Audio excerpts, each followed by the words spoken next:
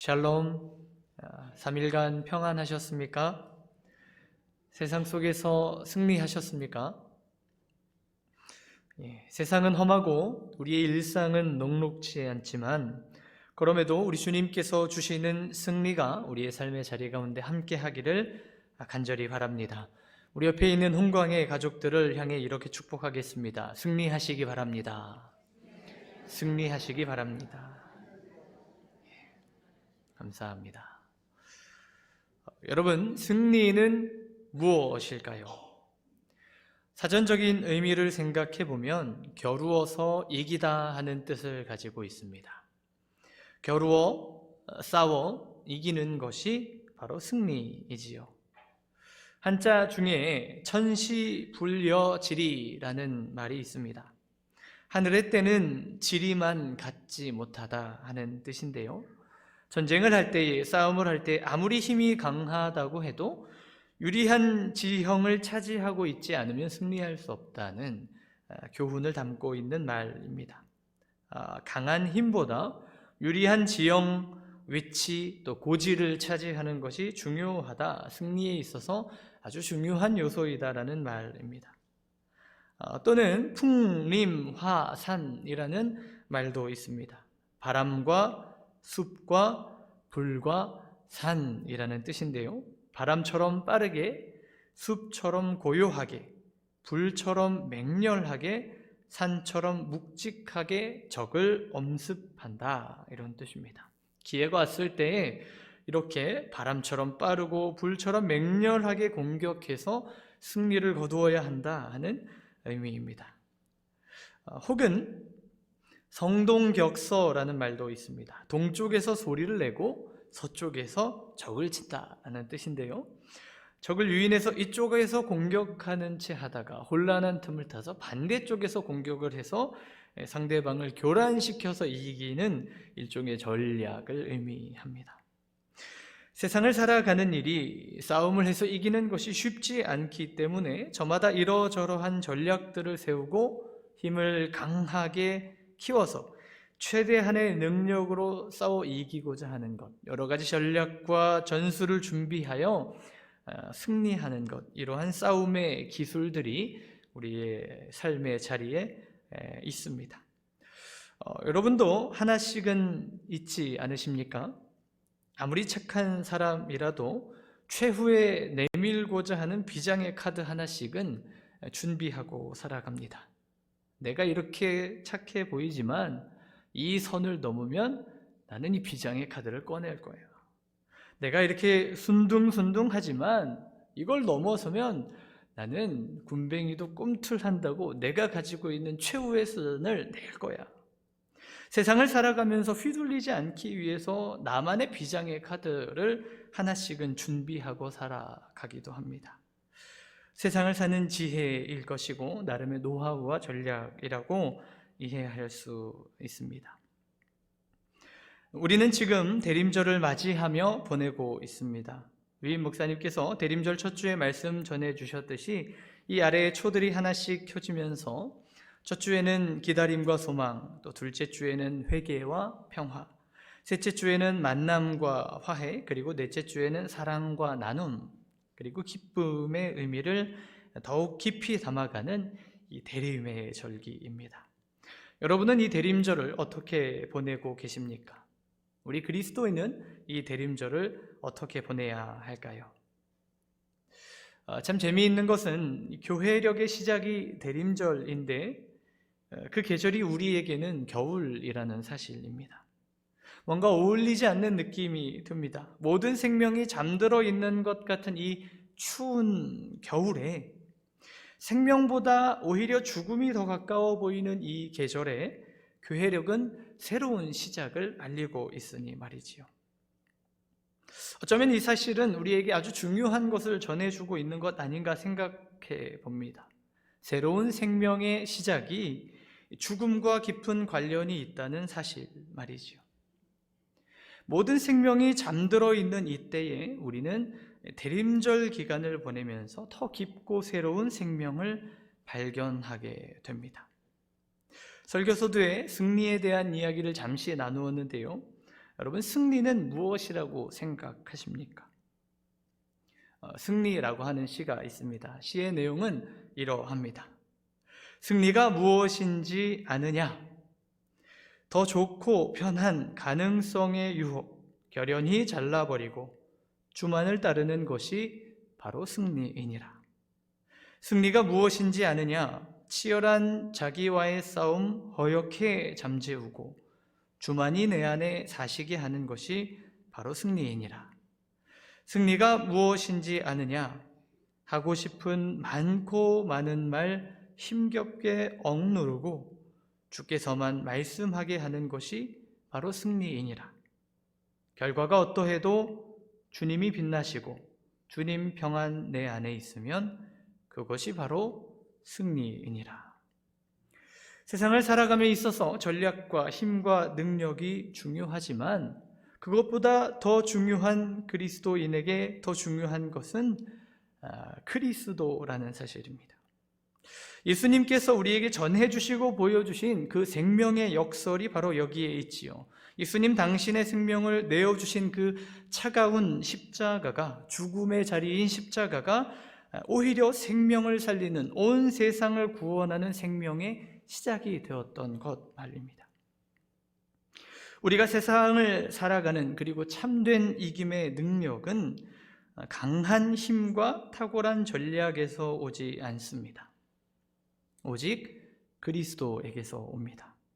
승리는 그렇게 나를 지워내고 그리스도를 선명하게 드러낼 때에야 성취되는 것입니다. 오늘 본문의 말씀은 바울이 고린도 교회에 전하는 편지의 일부입니다. 본문 앞절에서 바울은 자기에게 보여주신 그 하나님의 놀라운 계시와 환상을 말씀해 주고 있는데요. 고린도후서 12장 1절과 2절 상반절 말씀을 제가 읽겠습니다. 무익하나마 내가 부득불 자랑하노니 주의 환상과 계시를 말하리라. 내가 그리스도 안에 있는 한 사람을 아노니 그는 14년 전에 셋째 하늘에 이끌려 간 자라. 여기에서 한 사람은 바울 자신을 의미합니다.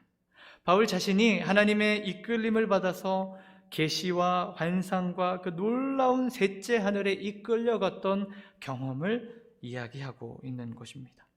바울이 얼마나 큰 은혜를 경험하고 누렸는지 모릅니다. 보통 사람들은 감히 경험하거나 만나지도 못했던 천상의 영역, 셋째 하늘의 은혜를 경험하였습니다.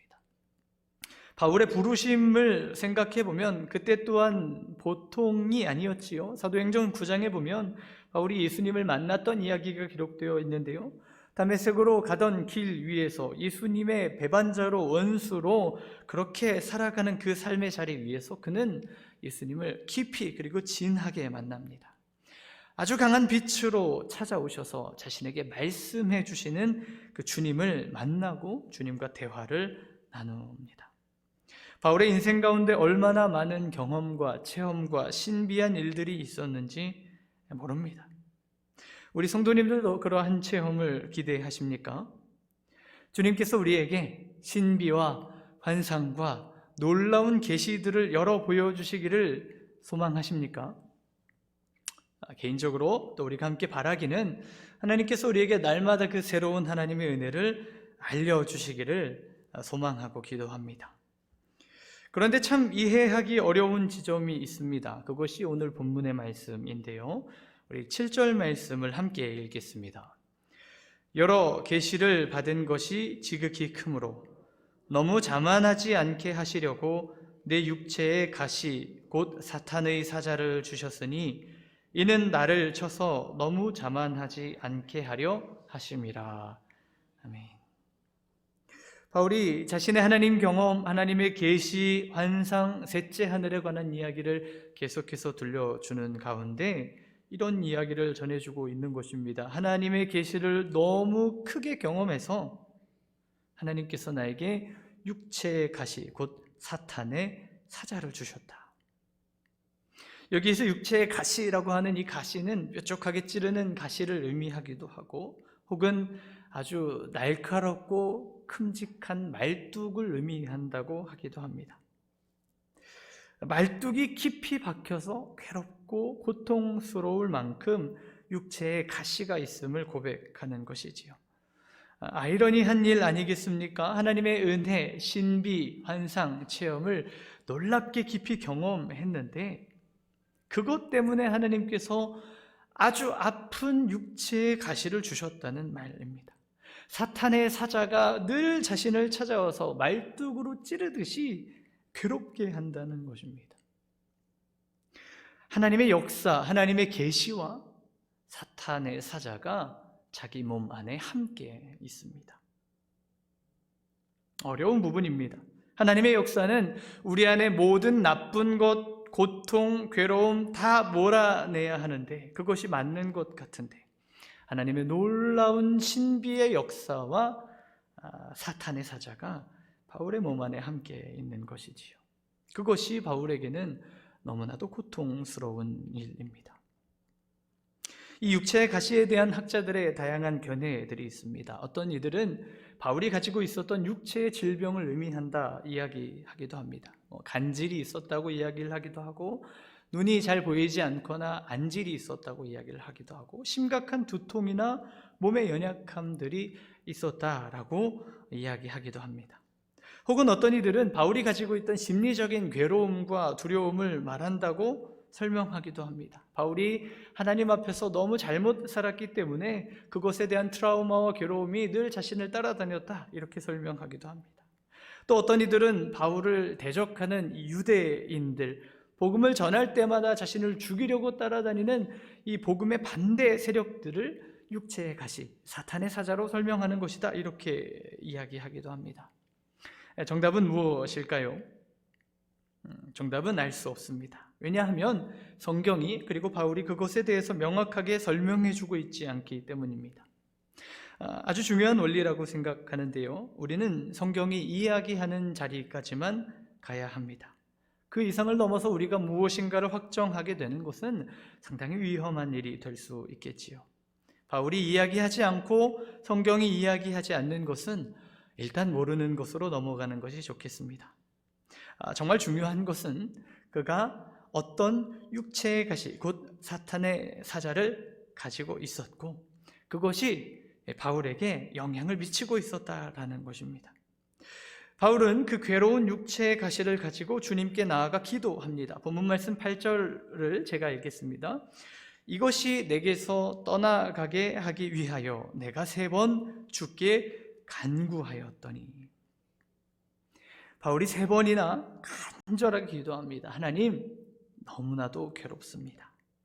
하나님, 너무 힘들어서 버티기에는 한계에 이르렀습니다. 제발 저에게서 이것을 거두어 가십시오. 3번이나 간절하게 하나님께 기도를 합니다. 그만큼 괴롭고 힘든 육체의 가시였다는 말씀이지요. 그런데 하나님의 응답이 참으로 가혹합니다. 9절 상반절 말씀 화면 보시면서 함께 읽겠습니다. 나에게 이르시기를 내 은혜가 내게 족하도다. 여러분, 서러운 일이지요. 하나님이 육체의 가시 사탄의 사자를 주셨는데 그게 너무 괴로워서 힘들어서 하나님 이제는 이 가시를 제발 좀 빼주시지요. 간구합니다. 진지하게 온 마음 다해 하나님께 기도를 하는데 하나님의 응답은 그것입니다. 내 은혜가 이미 너에게 족하다. 차라리 은혜를 주시지 말든지 상을 주셨는데 벌도 주시고 놀라운 약을 주셨는데 병도 같이 주셨습니다. 하나님 그냥 약도 주지 마시고 병도 주시지 않으시면 안 되겠습니까? 기도하고 싶은 마음이 들겠지요. 왜 하나님은 바울에게 이 큰 은혜, 놀라운 계시와 함께 육체의 가시, 사탄의 사자를 주셨던 것일까요? 2가지 이유를 생각해 볼 수 있는데요. 첫 번째는 우리가 앞서 7절에 읽었던 것처럼 여러 계시를 받은 것이 지극히 크므로 너무 자만하지 않게 하시려고 하나님이 육체의 가시를 주셨다고 말씀하십니다. 우리가 잘 생각하고 또 주의해야 하는 부분 중에 하나라고 생각하는데요. 하나님의 은혜가, 하나님의 계시가, 놀라운 은사가 크면 클수록 자만하고 교만한 가능성도 더 높아진다는 사실입니다.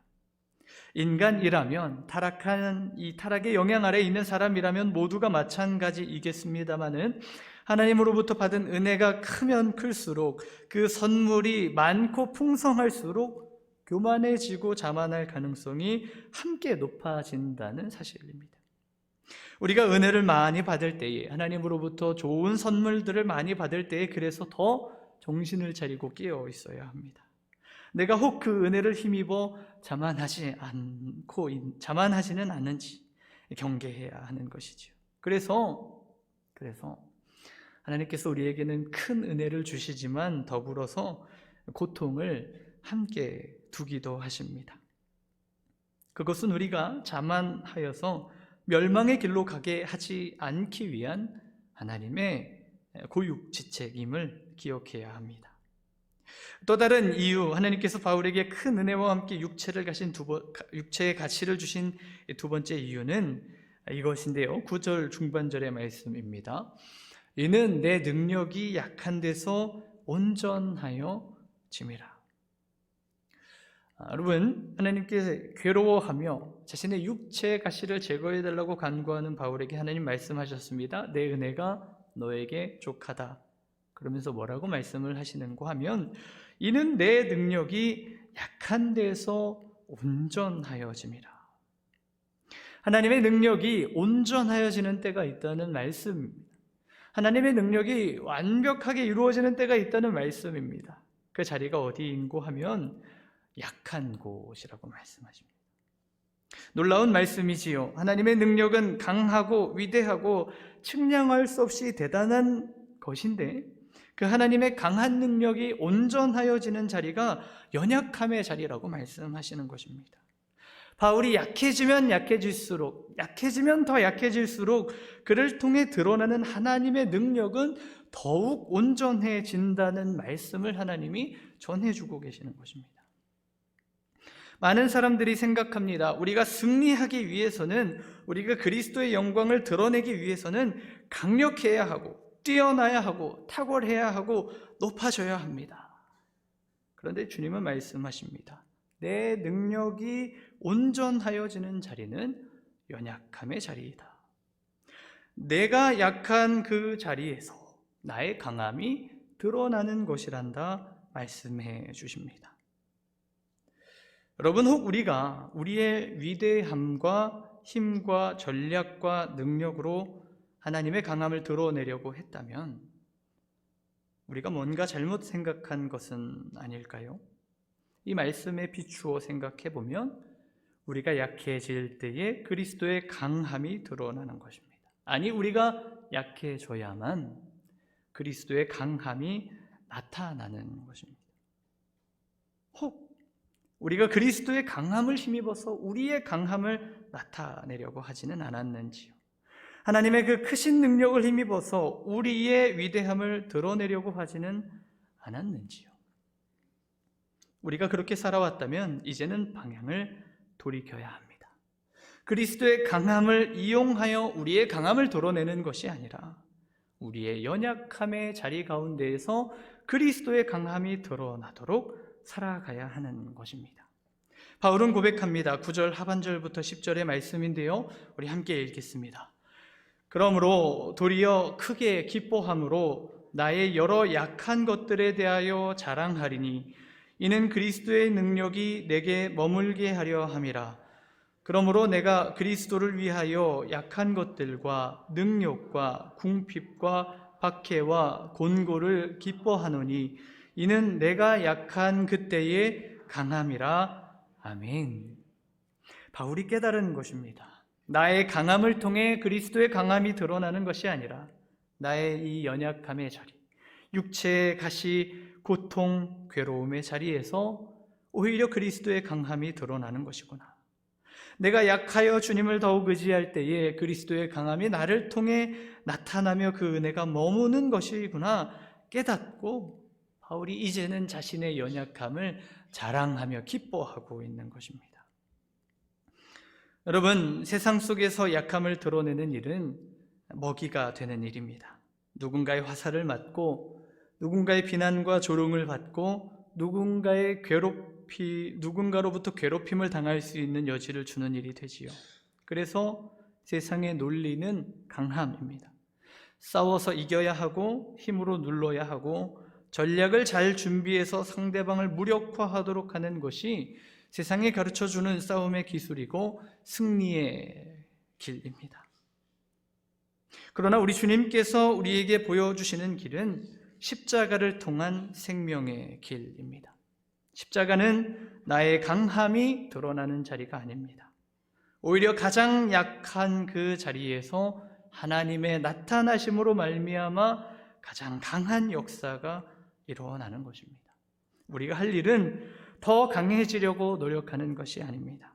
그리스도 안에서 충분히 약할 수 있는 것입니다. 부족하지만 연약하지만 여전히 해결되지 않은 문제가 있고 여전한 고통과 아픔이 있지만 그 가운데 주님이 일하고 계시고 주님이 드러나시고 주님이 나타나실 수 있도록 하는 것이 가장 강한 길을 찾아가는 우리의 걸음입니다. 승리는 우리가 강해지는 것이 아니라 그리스도께서 강하게 나타나시는 것입니다. 우리가 위대해지는 것이 아니라 그리스도께서 영광 받으시는 것입니다. 그것이 우리 주님께서 우리에게 알려주시는 연약함의 신비입니다.